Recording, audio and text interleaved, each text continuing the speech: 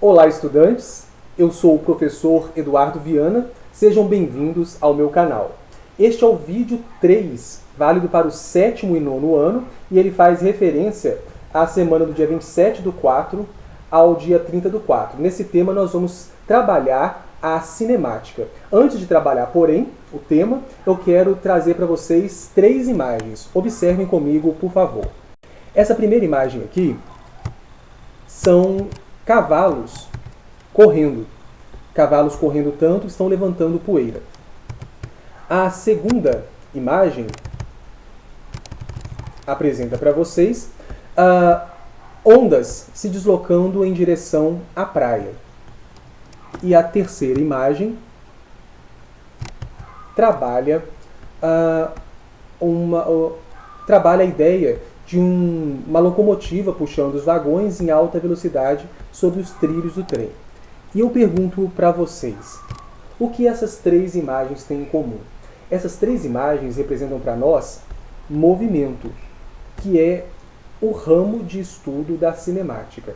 A cinemática é o ramo das ciências naturais que estuda o movimento sem explicar suas causas de origem.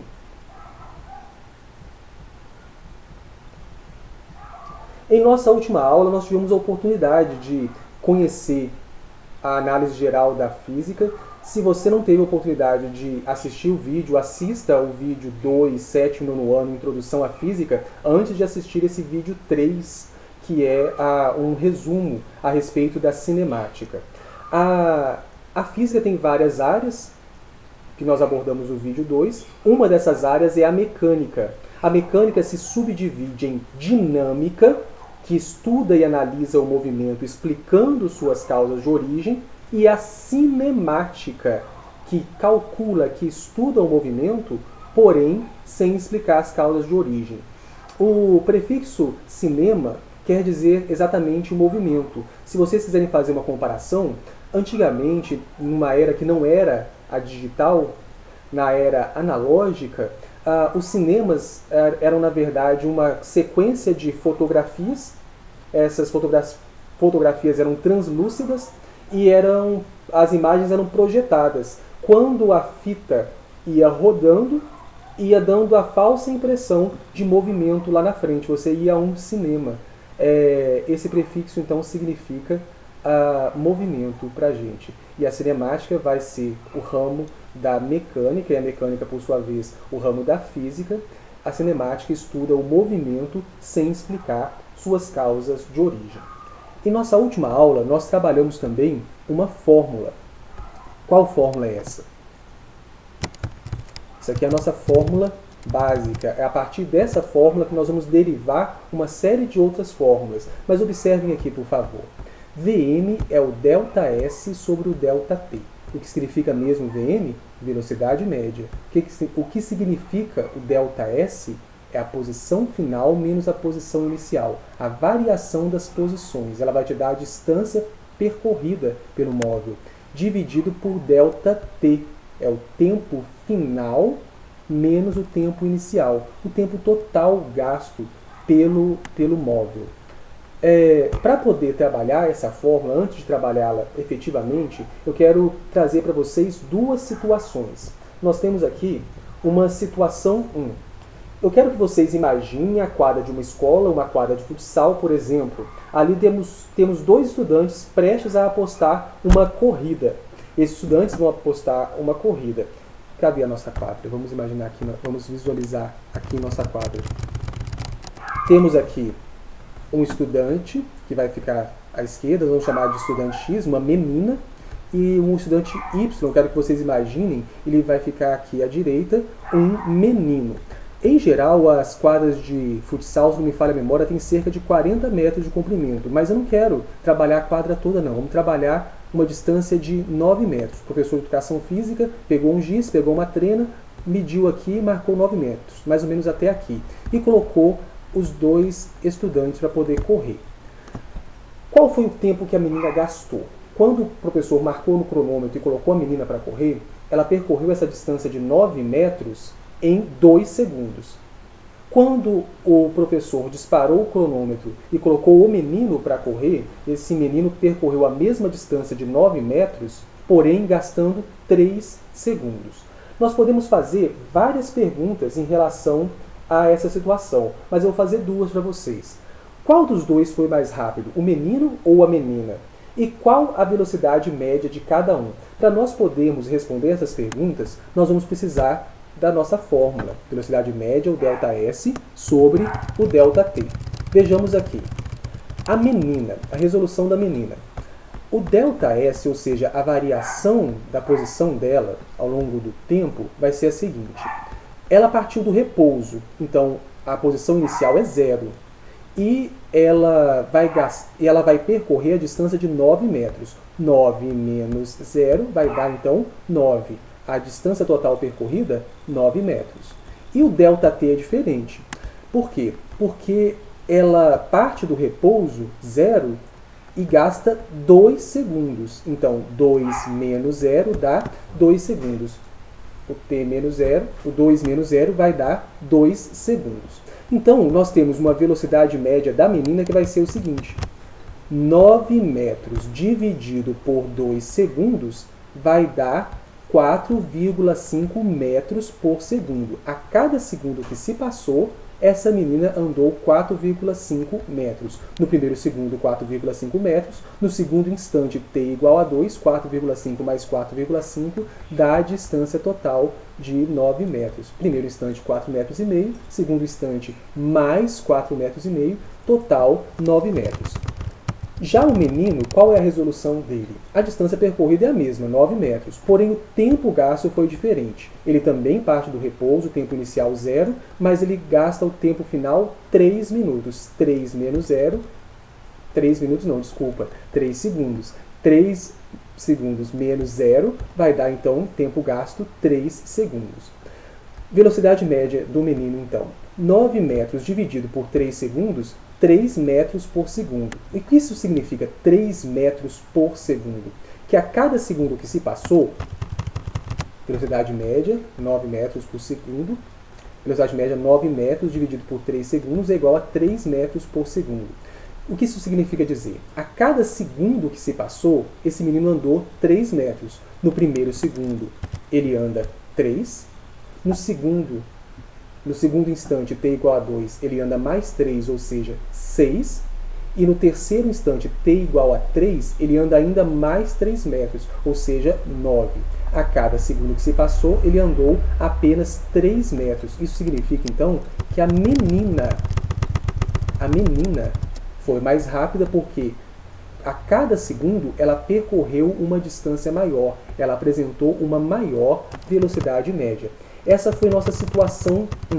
Mas ainda assim, eu quero trabalhar com vocês uma situação 2. Qual vai ser a situação 2 que eu quero que vocês imaginem?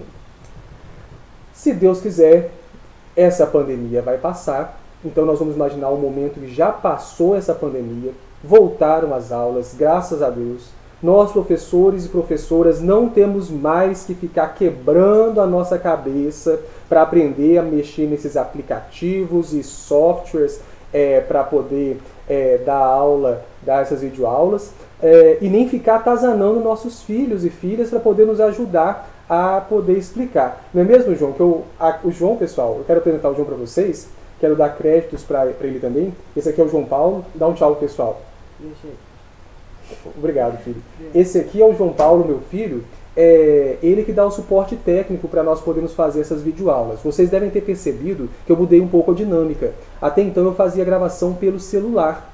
A imagem, muitas imagens que eu trazia para vocês não ficavam muito nítidas, não ficavam muito visíveis. Então eu quero que vocês avaliem. Agora eu estou utilizando um software que se chama OBS. Quero que vocês avaliem onde deu para entender melhor, onde vocês conseguiram visualizar melhor as imagens. Quero que vocês verifiquem se o áudio está bom também. Está gravando com o áudio do próprio celular. E eu agradeço muito ao João Paulo, porque o Mário Scott, que é um amigo meu, também biólogo, ele assistiu aos vídeos e recomendou esse OBS. Mas eu vou falar a verdade, esse aplicativo é extremamente complexo, pelo menos para mim, que não tenho formação em informática, e foi o meu filho, João Paulo, que em cerca de 6 horas dominou os mecanismos básicos desse OBS e nós estamos fazendo a gravação de hoje. Então comparem, por favor, essas duas gravações. Mas vamos voltar à situação, vamos voltar à aula. Bem, passou a pandemia, eu, professor Eduardo, estou levando as turmas do 7º ano e do 9º ano para uma excursão ao Museu de Ciências Naturais. Nós estamos indo de ônibus. Quero mostrar para vocês o ônibus. Olha só que legal, imaginem, passou a pandemia, estamos indo, o 7º e 9º ano, estamos indo lá para o Museu de Ciências Naturais. A viagem já está durando mais ou menos cerca de umas 2 horas, quando por volta do quilômetro 80, os estudantes começam a manifestar fome. Então, professor, é melhor a gente dar uma parada, falta um pouco ainda para nós chegarmos ao nosso destino. Nós estávamos no quilômetro 80 da rodovia, então nós paramos para poder almoçar. Nós ainda demoraríamos um pouco para chegar, uma vez que a cidade do museu onde nós estamos indo, ela fica aproximadamente no quilômetro 180 dessa mesma rodovia. Nós paramos, almoçamos e depois nós seguimos viagem. Sabendo que depois de termos parado no restaurante, nós gastamos ainda mais 1 hora para chegar em nossa cidade de destino, eu faço para vocês algumas perguntas. Qual foi a distância efetivamente percorrida do restaurante até chegar na cidade de destino? Qual foi o tempo gasto? O tempo já acabei até de falar, né? 1 hora. Mas qual foi a velocidade média, então, do ônibus para ir do restaurante até o destino, que é a cidade onde fica o museu? Mais uma vez, para nós podermos tratar desse tipo de assunto, nós vamos usar a nossa fórmula, que é a fórmula da velocidade média. Velocidade média, então, subir um pouco, isso. A velocidade média é o ΔS sobre o ΔT, variação do espaço dividida pela variação do tempo. Qual é o espaço percorrido? Vejam bem, a posição final, o nosso destino, está no quilômetro 180 da rodovia. Porém, nós partimos, o restaurante fica no quilômetro 80 dessa mesma rodovia. Então, para saber qual é a distância total percorrida do restaurante até chegar lá no museu, nós temos que fazer 180 quilômetros menos 80 quilômetros e vamos encontrar o valor de 100 quilômetros. Posição final menos posição inicial. E o tempo gasto? Eu havia dito para vocês, né, que do restaurante até o museu, a cidade onde fica o museu, gastamos por volta de 1 hora. Tempo final 1 hora, partimos do repouso, estávamos parados almoçando, então partindo do repouso 0, 1 hora menos 0, nós temos então como tempo gasto 1 hora. Assim, a velocidade média vai ser 100 km dividido por 1 hora, ou seja, a velocidade média é de 100 km por hora. A cada hora que se passou, nós conseguimos caminhar 100 km, o ônibus foi um pouco rápido. Quando nós voltarmos, a pandemia tiver passado, se Deus quiser, nós vamos ter a oportunidade de aprofundar mais sobre esses assuntos. Mas o que eu quero que vocês pensem? Existem conceitos fundamentais para serem trabalhados. Vou passar alguns exercícios, façam os exercícios, leiam o texto para poder aprofundar. Mas, além de fazer os cálculos, exercícios, eu quero que vocês procurem entender alguns conceitos centrais da cinemática. Um desses conceitos centrais está aqui para vocês. É o referencial. Eu achei oportuno trazer esse frasco, essa garrafinha com álcool gel, né, para ilustrar. Essa garrafinha com álcool gel está sobre uma mesa, e sobre essa mesa temos também aqui, está um pouco desfocado, mas acredito que sejam, isso agora já não é defeito mais da imagem, a foto ela é assim mesmo, tá? Nós estamos visualizando aqui, creio eu, que sejam máscaras de proteção. Usem máscaras se forem sair de casa, evitem sair de casa, se puder, fique em casa. Mas é muito importante, se você precisar sair de casa, use a máscara de proteção. Essa máscara de pano, essa máscara caseira, feita com 2 camadas. Essa máscara é importante porque tanto para você se proteger, mas principalmente para você proteger os outros. Se você não expelir essas gotículas de saliva, e se nenhuma das pessoas expelirem essas gotículas de saliva, nós vamos diminuir a contaminação do ambiente. Seja o corrimão, seja uma maçaneta de uma porta, vai sair de casa, use a máscara. Voltando aqui agora. Então temos uma garrafinha e ela está sobre uma mesa. A pergunta que eu faço é, essa garrafinha está parada ou essa garrafinha está em movimento? Algumas pessoas talvez digam, professor, essa garrafinha está parada. Outras pessoas vão dizer, não, professor, essa garrafinha ela está em movimento. Mas, na verdade, eu propositalmente fiz uma pergunta incompleta. Porque para dizer se essa garrafinha aqui está parada ou se ela está em movimento, você precisa de um referencial. E é este o conceito que eu quero abordar. Se o seu referencial é a mesa ou é essas máscaras, você pode afirmar que essa garrafinha está parada. Porém, se o seu referencial for o sol, as máscaras, a garrafinha, eu sentado aqui na minha casa, você sentado aí na sua casa assistindo a esse vídeo, a mesa, tudo está exercendo uma série de movimentos, como por exemplo a rotação junto com a Terra girando ao redor do próprio eixo e a translação também junto com a Terra girando ao redor do Sol.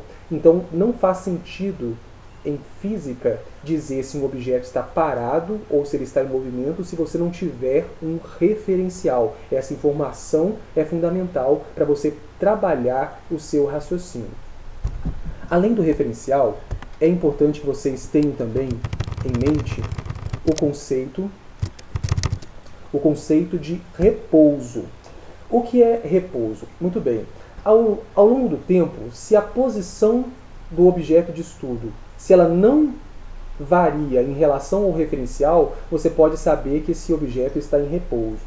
Porém, se esse mesmo objeto varia sua posição em relação ao referencial ao longo do tempo, você vai afirmar que esse objeto está em movimento.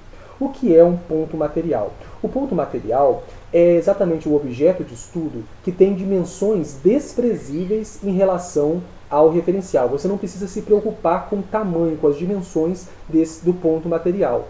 Um exemplo seria um veículo, como um carro de passeio, atravessando uma ponte. Uma ponte, por exemplo, de 100 metros ou 200 metros. O carro, em relação a essa ponte, esse carro é um ponto material.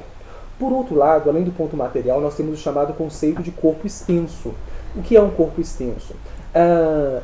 Se eu tenho um veículo, por exemplo, uma caminhonete, tentando estacionar dentro de uma garagem muito pequena, muito estreita, se o motorista não tomar cuidado, ele esbarra nas paredes dessa garagem. Então, em relação a essa garagem, a caminhonete é grande, pois a garagem está muito pequena. Então, nós chamamos essa caminhonete de corpo extenso, uma vez que suas dimensões não são desprezíveis em relação ao referencial garagem. Temos também um conceito chamado de trajetória. A trajetória é o desenho exato de todo o caminho percorrido pelo móvel em relação ao referencial que nós estamos estudando. Temos também a posição. A posição é o local exato que o objeto de estudo está num determinado momento em relação ao referencial. Nós temos o ΔS, a variação do espaço. Lembrando que delta em física é sempre algo final, uma grandeza final, menos uma grandeza inicial. Aqui no caso o ΔS, a variação do espaço, vai ser a posição final menos a posição inicial.